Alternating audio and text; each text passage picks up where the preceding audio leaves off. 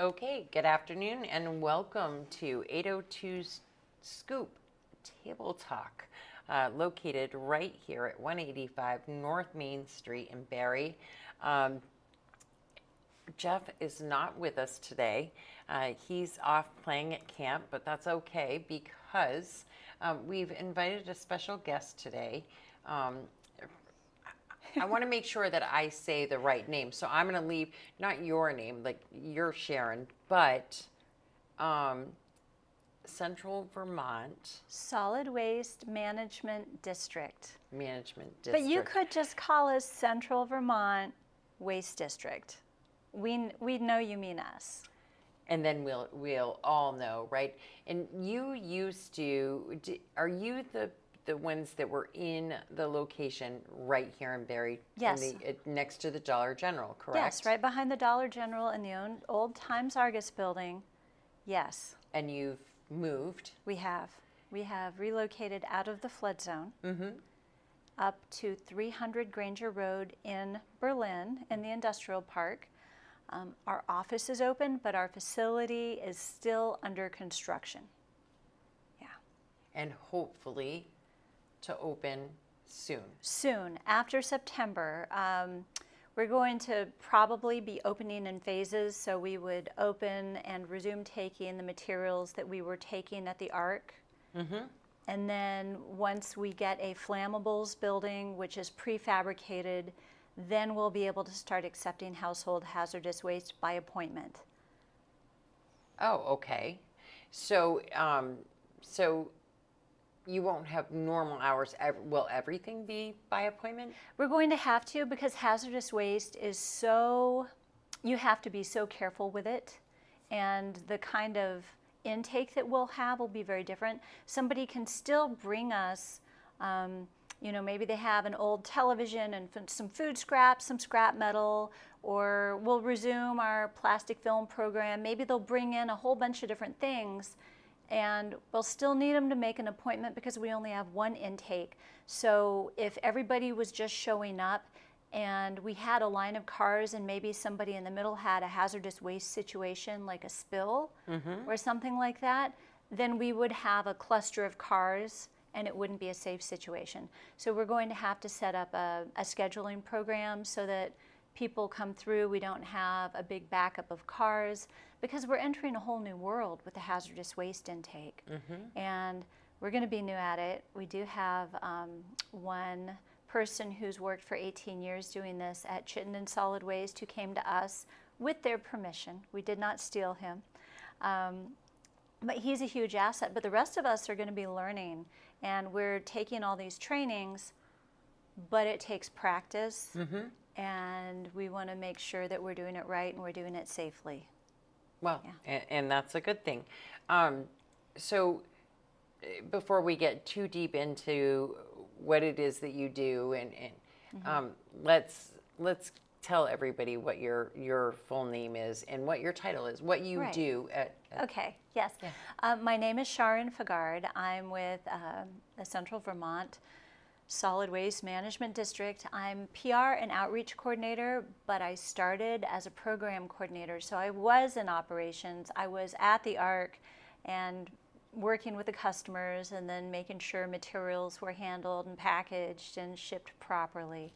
But now I'm outreach. So if you happen to have a business, I would love to come visit you and help make sure that you're recycling or diverting food scraps and doing it well and with as much ease as possible, and offer whatever wisdom or tools I can. Yeah, and when we talk about business, it's often, even restaurant, any kind of business, it's there's a lot of stuff to recycle. There's chemicals and Yes. There's a whole lot to a business that people don't always, I mean, even I, on a daily basis in my own home, I don't always think about what I'm necessarily throwing out. I'm not good Yes. about making sure always. Right, and that's, It's kind of an interesting dynamic because when we buy something at the store, whether it's the hardware store, the grocery store, or online, just for use in our homes or kind of simple use in our business. I'm not talking about like an auto body shop or another like a mechanic, but just we assume that if we can buy it, it's probably safe, and we may not know that it is hazardous. A hazardous material. It's a hazardous waste once it is no longer being used and it is going to be disposed of. So people make assumptions that things are safe. The thing that's interesting in the European Union, there are thousands of chemicals that they will not sell to the public that are sold to the public here every day because they're not safe. And this all started happening a couple decades ago, and the lobbyists all went over there, but it didn't work because those countries pay for the health care, so asthma and cancer and birth defects are hits against their federal budgets instead of good for the gross domestic product like they are here. So where does it all start? Where does it start? Well, the good news is that every time we make a purchase, we're in a position of power. So if we use resources and tools to learn how to identify problematic versus safer alternatives in the marketplace, we can bring materials in that are safer for us, that are not going to be carcinogens or asthmagens or cause developmental delays in children and things like this. There are a few ways to go about it. One, avoid fragrances if at all possible. The term fragrance-free means nothing was added to cover or enhance a fragrance. Unscented means they may have covered a fragrance using a chemical. So fragrance-free is good. You want products that disclose all of their ingredients. Very few of them do. Fragrances are trade secrets, by the way, so they don't have to tell you what's in it, not even on the safety data sheet. And oftentimes there can be dozens and dozens of chemicals in a single fragrance, and many of them can be known hazardous materials that cause real harm, but it's a trade secret, so they don't have to divulge that. There are some organizations that are impartial third parties that look at different products for their safety and whether or not they work, and then they rate them. So the ones that if you see the logo on the product, they're probably okay, are Green Seal, and those are for cleaners and other things. The EPA's Healthy Home, which is also for cleaners and other things. And then the EPA is designed for the environment, and that is specifically for disinfectants, because disinfectants are registered pesticides because they're designed to kill organisms. So there's also a website, the Environmental Working Group. They don't put logos on products for folks, but you can go through into any of those databases, and you can look for your products and see if they meet the safety standards. Environmental Working Group also has a database called Skin Deep, and it's for personal care products, so hair dye, makeup, lotion, sunblock, shampoo, conditioner, anything that we put on our body. And you can find out if what you're using is safer or if it's not so safe, and they rate it, I think it's 0 to 5, with 0 being the safest. Yeah. So you go to the dump at the end of the week. A lot of people bring their own, you see the trash drops and stuff all over the place. And if you go to the dump in Montpelier, the actual transfer station, are there places that you can bring some of these things that you're talking about other than to you? No, there are not. And one way to identify whether something is hazardous waste, and there's a couple different classifications. We have something called universal waste, but we're calling it special recycling, and that's the stuff you could bring to the ARC. That was your fluorescent bulbs, your house paint, your small batteries. Now I'm having a brain glitch. Batteries, house paint, mercury thermostats, and TVs, computers, and things associated with computers like keyboards, monitors, things like that. Those special recycling things, you can often bring those to the electronics maybe to the dump, or they might have a place for some of those other things, but they never have a place for the hazardous waste. On our website, the things I just listed, you can find free local outlets for those.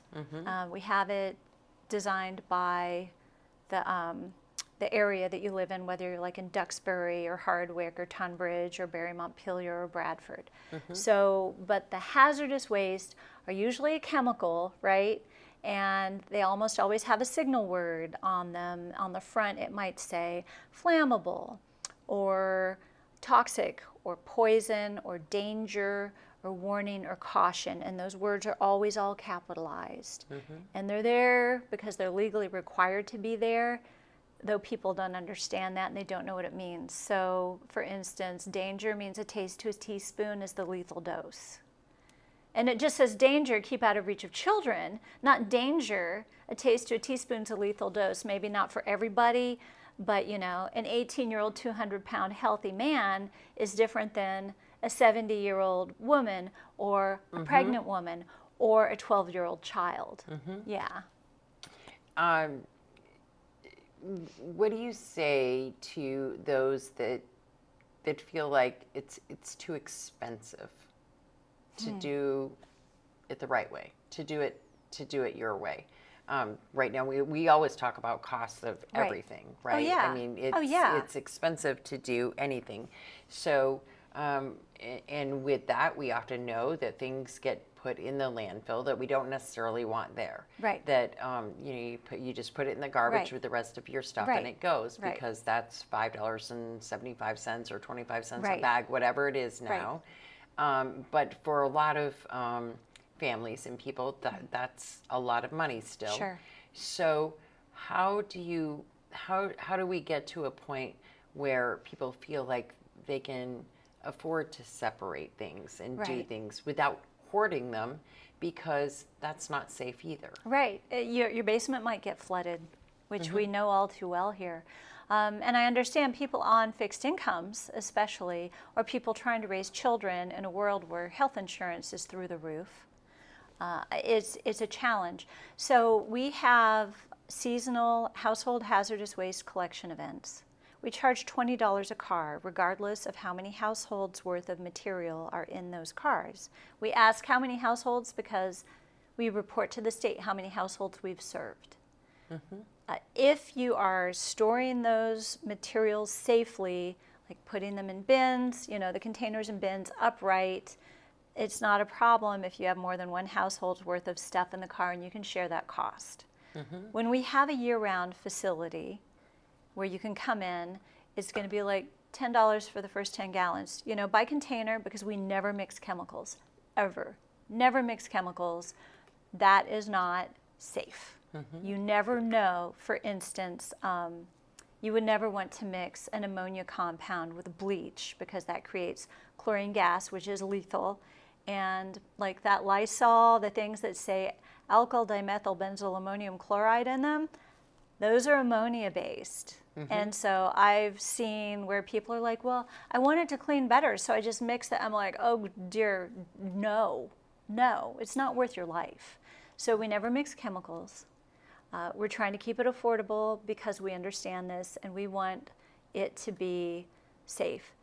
The good news is the state is working on, I mentioned those things that are free to get rid of earlier, the fluorescent bulbs, the house paint, the household batteries, the mercury thermostats, and the other one, the computers and TVs and things associated with computers. Those are free because they're under an extended producer responsibility program. So those that are manufacturing and selling those have had to contribute money to the state so that the people who are disposing of them from their households and from their businesses, there are more restrictions on the businesses, but don't have to pay when they bring them to get rid of them. The state is working on that for hazardous waste so that we would be able to take these things free of charge. They're going to have a limited list of items or materials, but that's kind of what we have to do. And the manufacturers, you know, if you can make something more safely, but you're cutting costs, and, you know, then the cost of doing business should be including making sure that we're keeping our communities and our families safe when we dispose of it.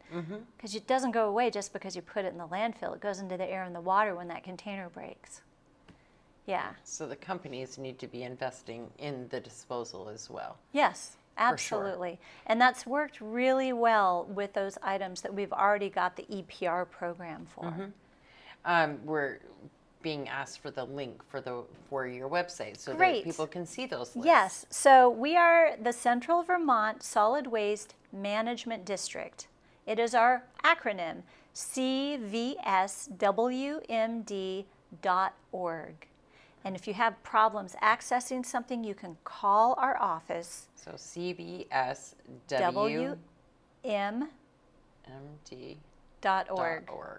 Yes. And we have up at the top bar how to get rid of, and you can click on that and you can follow down to hazardous waste, or it lists out, you know, batteries, fluorescent bulbs, all that should be in the drop-down box. And if you're looking for, if you go to the hazardous waste part, and there's I think there's removing toxins from home or going toxic-free at home, something like that in there, it will give a lot more information about those signal words I mentioned, and also how the kind of the rules for finding or making safer products. Yeah. Now, I know that you brought a list with you of some things that we really want to make sure that you are able to let folks know. Yeah. And so Right.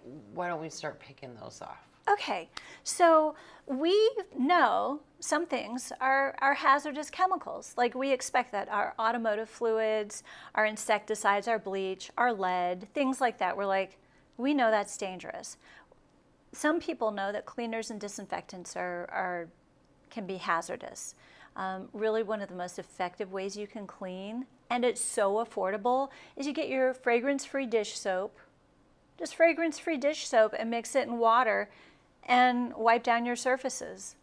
And in fact, before we understood how COVID-19 was spread, we kind of went crazy with disinfectants in our schools, and we didn't need to. It's a very wimpy virus when it's on a surface. It's really easy to deal with an all-purpose cleaner. If we need to use a disinfectant, like the stomach flu visits our house or something like that, then we can use a safer disinfectant that is like peroxide-based or citric acid-based, L-lactic acid-based, something that is not a quaternary ammonium compound. We call them quats. That's what I mentioned earlier, alkyl dimethyl benzyl ammonium chloride. It's in a lot of the big, like the disinfectant wipes and things like that, which we should never have children handle because they can leave a film, they're hormone disruptors. So food, we also understand that food can have pesticides and hormone mimics in it. A mimic is something that in your body acts like that hormone, even though it's not that hormone. Personal care products, which I covered, and fragrances. So the health issues that are associated with are like cancer, asthma. I'm 56. I didn't know a single kid with asthma when I was growing up. Not a single kid. And I was growing up when our parents were smoking in the home. Right. Right?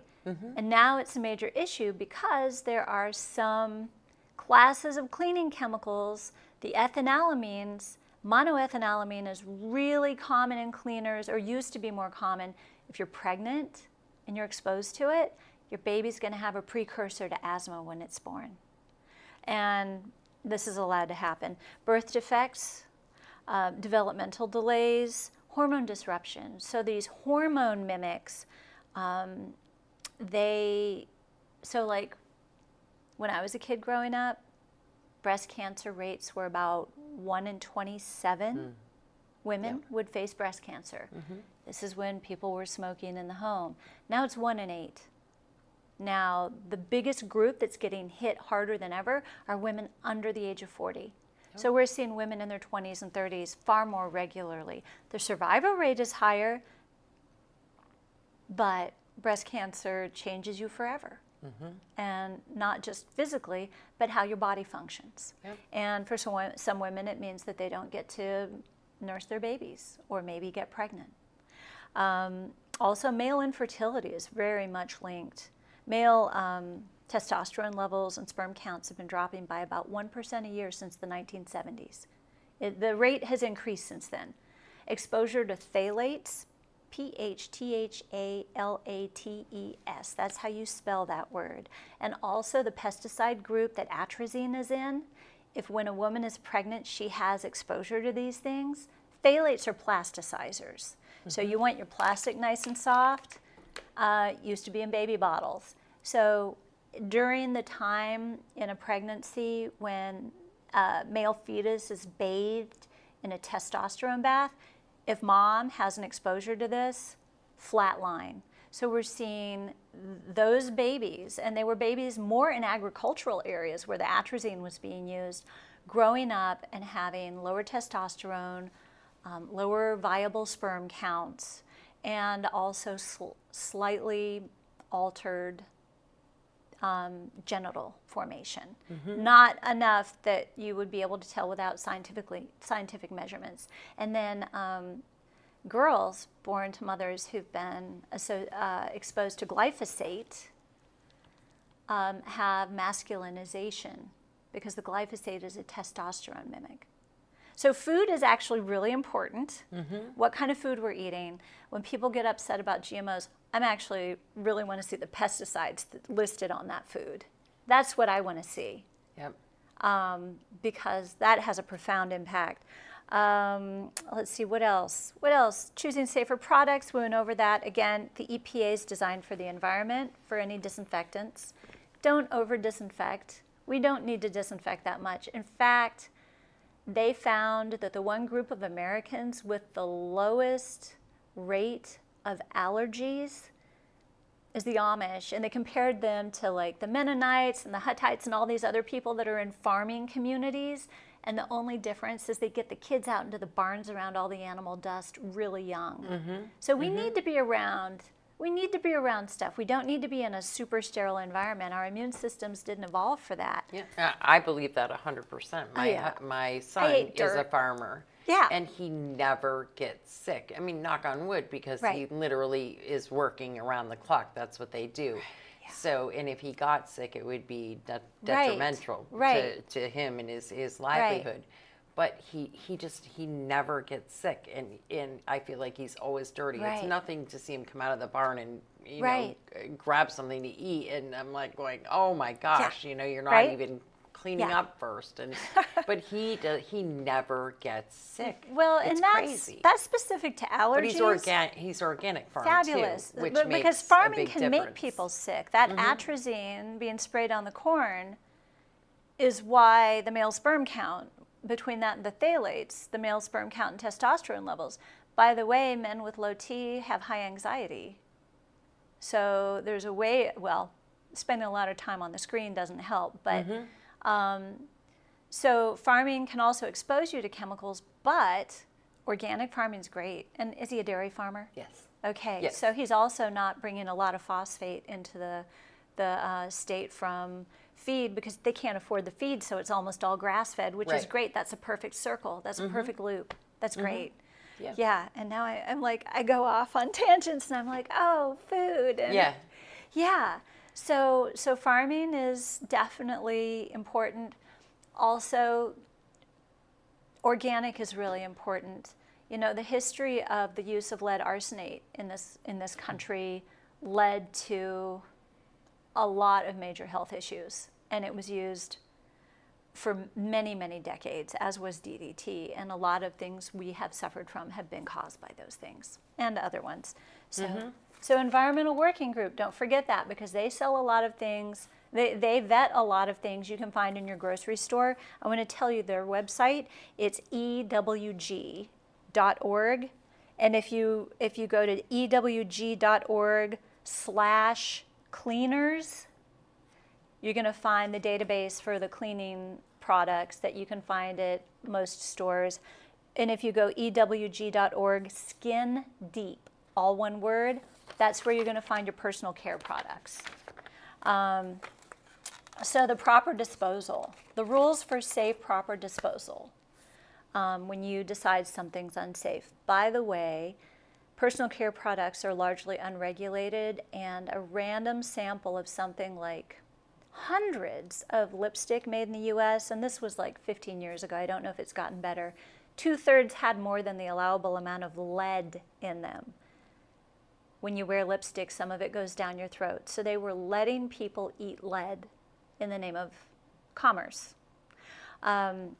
So nail polish, very toxic. The acetone nail polish remover, very toxic. If you decide you want to get rid of this stuff, you never mix the chemicals.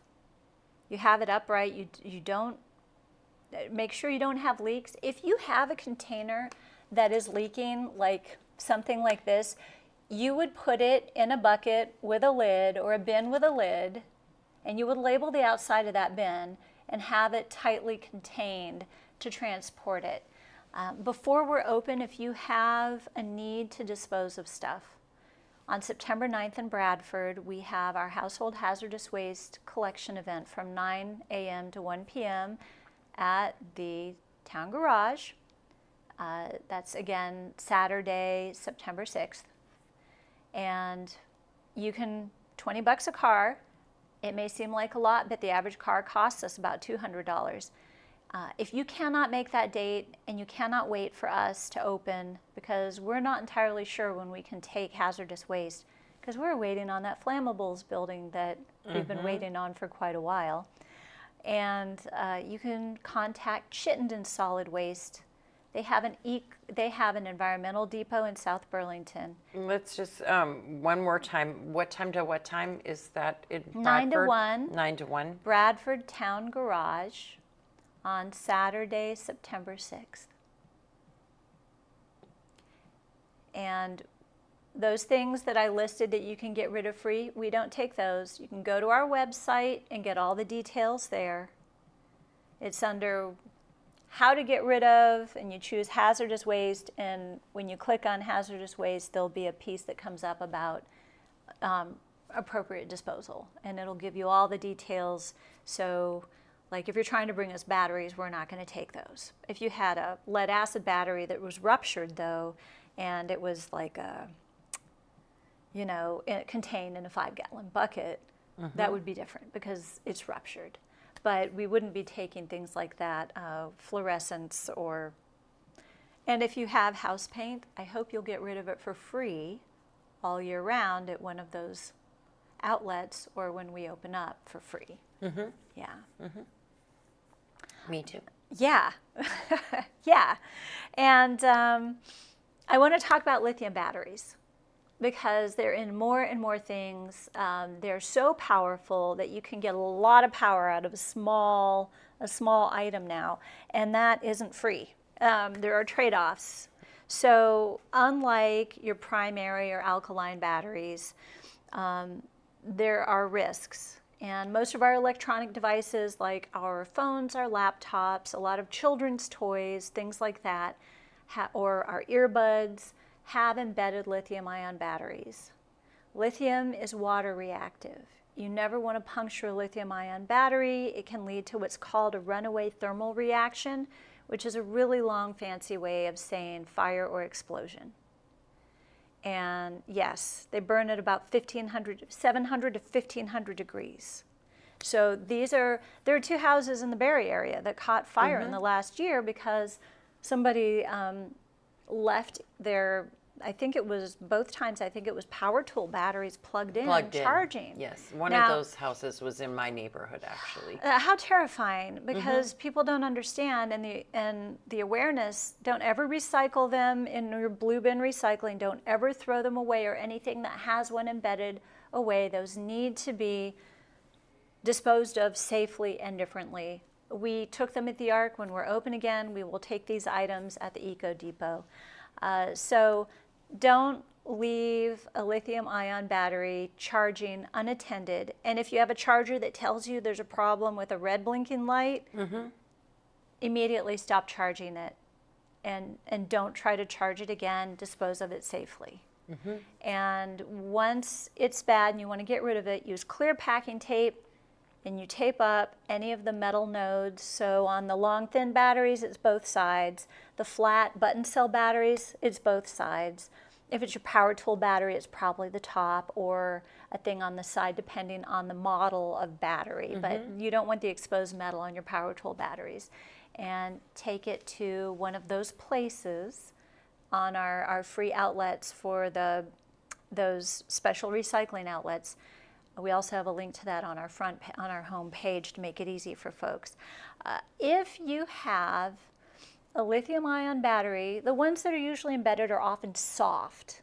So sometimes what we see is somebody brings in a cell phone and the seam has separated on the side because I've actually seen that happen before. that is dangerous. That is a battery that is malfunctioning and is at a higher risk of a runaway thermal reaction. So what you do is you put that in like a Ziploc bag, put it in a container where it can go outside, but it will not get rained on. If it rains or snows, it will be kept dry. So like put it in a good plastic container with a lid. Put it where it won't have the sun beating down on it, far away from your building. So if it catches fire, it'll burn out there. It's not going to catch your building on fire. And then as soon as you can, you take it to a hazardous waste collection facility. Chittenden Solid Waste Environmental Depot is the place that's closest for most of us, the people in Duxbury who probably aren't listening to this, but maybe they are. They would be closer to Addison County. They have a hazardous waste collection. Or maybe the Mad River Resource Management Alliance would have something. You know, we have, when we're open, a special drum that's lined with a special material, and we contain them and put them in. Yeah, it's called cell block, and we use it. So if you have a bunch of sand laying around, you could like pack it in sand. So if it catches fire, the sand helps to smother it. So lithium-ion batteries are nothing to sneeze at.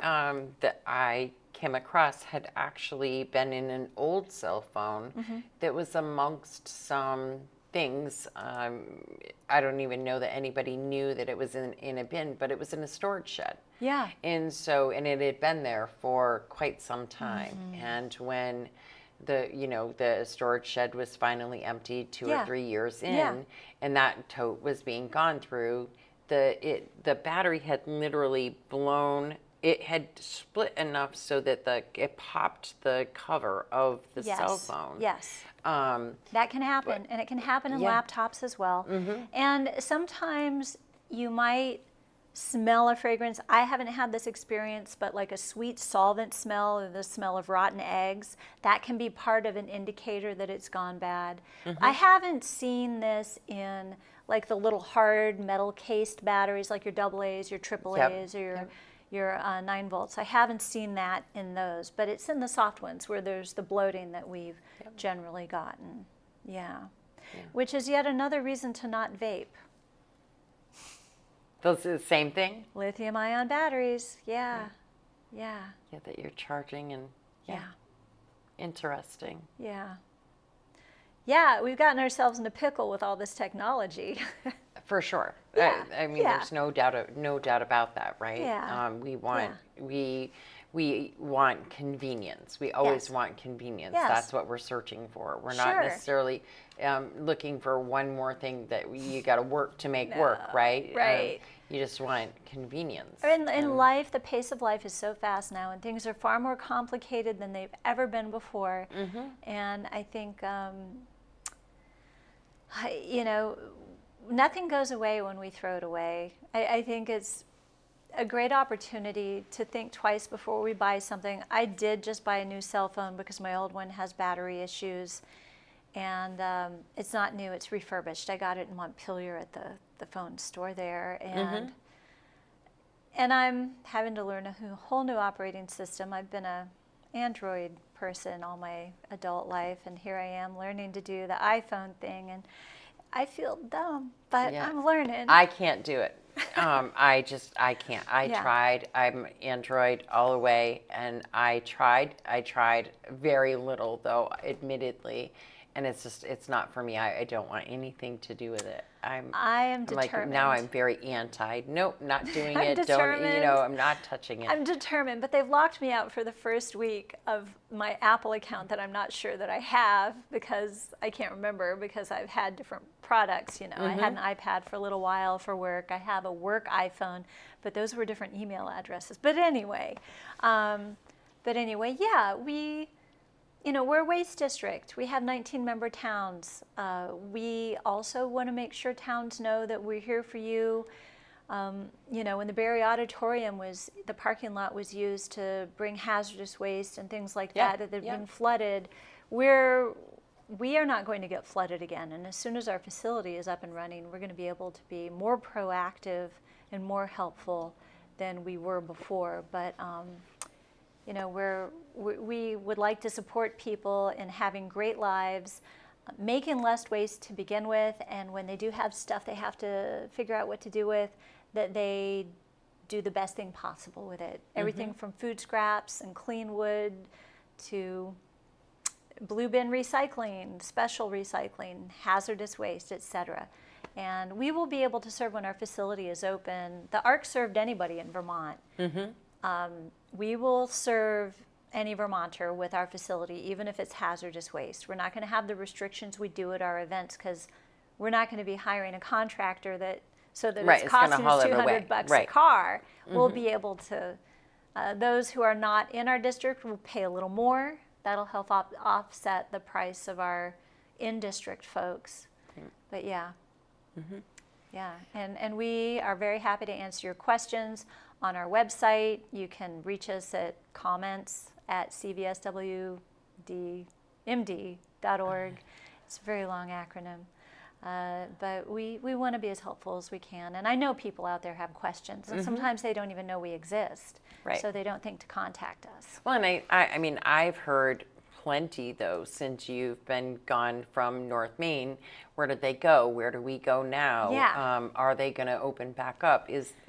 People often wonder, is there a place? And Yes. And so people, I think, certainly are aware, and they want to do the right thing. But in the interim, I think that people are saying, well, what do we do with this? And so right now, people may not be necessarily disposing of things as properly because they worry about storing it. Right, of course. And that's one reason why we made these lists of free special recycling outlets and did it by region, because people in Duxbury don't need to know about the things in Bradford. Right. Or Tunbridge doesn't need to know what's available in Hardwick. So we did it by region, 5 different regions within the district, so that we can just provide those resources, that information, and it should be just down the street from you and make it as easy as possible. Yeah, which is great. Yeah. What's next on your list? What's next on my list? Oh my gosh, what do you want to talk about? I can't wait till we open. We're all so excited to open, and we've all been, every time a construction thing happens, and we're like, oh, okay, we're not opening in July. Oh, we're not even opening in August? Oh. So we have the household hazardous waste coming up, that collection event. We're excited about that. I am new to this position. I've only been in it for, I think, 4 months. Our website is much more functional than it used to be. It's reorganized, streamlined. I encourage people to get on there and nose around and reach out to us if you have questions. There are a lot of resources under the banner label resources. There's a lot in there. So there's resources for towns, for schools. If you're looking for a hauler or a transfer station, or if you're trying to figure out how to make less waste in your life, or you're interested in a repair fair, which we used to do something called a repair cafe, but that's trademarked, and we're going to hopefully next year start doing those again, which is something I'm really excited about. Also, I'm excited about the opportunity to go into businesses and meet people and learn what their challenges are and see if I can help them solve those challenges. Yeah. And what about your team there? Can you tell us a little bit about your team? I'm assuming that it's not like gigantic. There's No, probably we're a not small team. I will 50 tell of you. I think everybody's favorite member is Roma. She's our office dog, and she makes every day a wonderful day. Of course she does. But we have a really good team, a solid team. Everybody there cares. Everybody there is committed to working hard. We have had a number of new hires, and there have been a learning curve for all of us, including me coming into this position and learning more software, like for design software, things like that, right? Which is one reason I think I can do the iPhone thing now. I think so. If anyone can do InDesign, they have to be able to do iPhones. iPhones. Yeah. But we have a great team, and we're pretty solid. So we've got the fellow Robert from Chittenden Solid Waste has the most experience with hazardous waste now. We just hired on our second hazardous waste facility operator, because that's what that title is. Operations is somebody who came up from when I started and is now kind of managing the operations supervisor, Alexandra. That's great. And Benjamin's our newest hire. Theron started as an apprentice or an intern something like 8 years ago and has worked his way up doing pretty much every job in the district and is now our general manager. And we have Mona at the front desk, Terry in enforcement. He works with the haulers, but he also is doing it in a supportive way. And then, of course, Kathy Felch, who used to be treasurer, is now our finance and HR person. And am I forgetting anybody? No, Bob, our field assistant, our longest running employee, I think 25 years. He's been there for 25 years, working hard for the district. I mean, which is awesome. And sometimes those small teams, I mean, they make the biggest difference, right? I think it's really good. You have more time to communicate with each other and form a relationship, good working relationships. They know me. They know me. And it's a small enough team that we really know each other, and I think that allows us to communicate better. I might be the most expressive person, whether it's a good day or a bad day, but everybody knows that, everybody knows that I think highly of them. And oh my gosh, and of course, John Jose, who's the one who told me about the job I first got to begin with, who is our school outreach person, who's so committed and has been doing it for, I don't know how many years now. Like, has it been 10 years? Something like that. But yeah, and our staff page on our website has all that information. I'm thinking about slipping a photo and a bio for Roma, the office dog, on there, but haven't done that. You really should. What kind of dog is Roma? She's a mix. She's a black lab hound mix. So with good houndy ears so and a really adorable. Good woo. She's like a woo. Yeah, she's great. Yeah. Cheerful. She's just good energy. Nice. Yeah.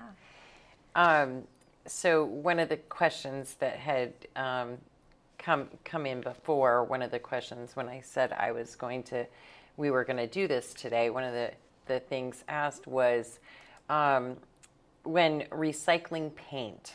And I think you kind of already answered this, but I'm not positive. But when recycling paint, is it okay to mix a bunch of colors into one container so that the liquid is, maybe brought over to the restore or something like that for resale? We don't want that. We don't want that. Should it all be? So thank you for asking. That's a really good point, and it brings up something that's actually really important.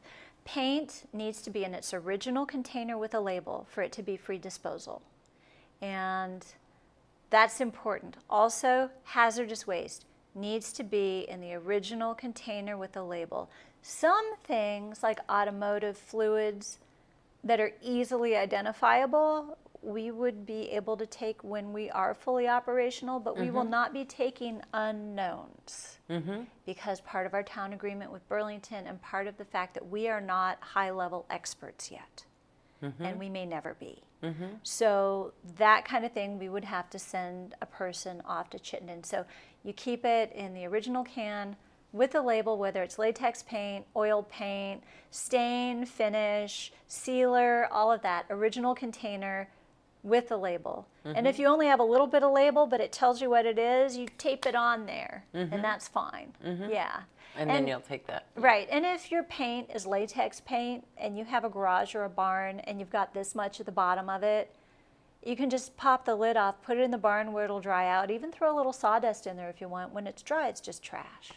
Yeah.